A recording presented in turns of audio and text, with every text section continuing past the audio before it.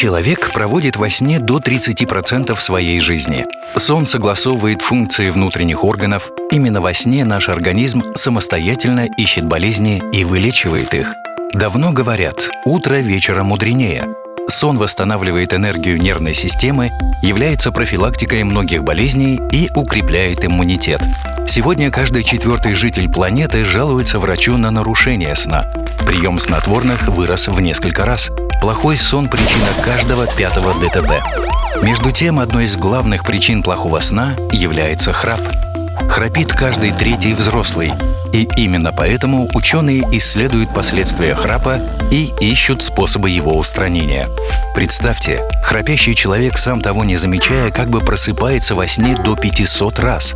На протяжении ночи сердечно-сосудистая система испытывает непрерывные стрессы. Храпящий теряет до 40% кислорода. Знаете ли вы, что громкость храпа достигает 80 дБ? На близких храпящего действует шум, равный реву мотоцикла, лишь немногим уступая грохоту грузового вагона.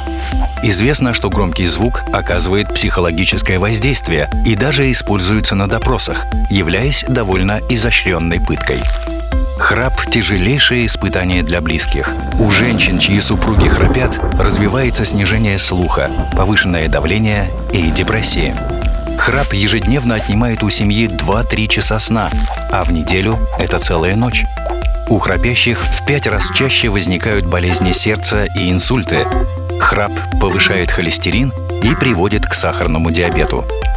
Ученые считают, что храп отнимает у человека до 10 лет жизни. Люди продолжают уставать и терять годы жизни вследствие храпа. Между тем, развитие технологий, а также современные исследования уже предоставляют различные способы его устранения. Многие из ваших близких продолжают храпеть. Помогите им узнать больше, поделившись с ними этим роликом.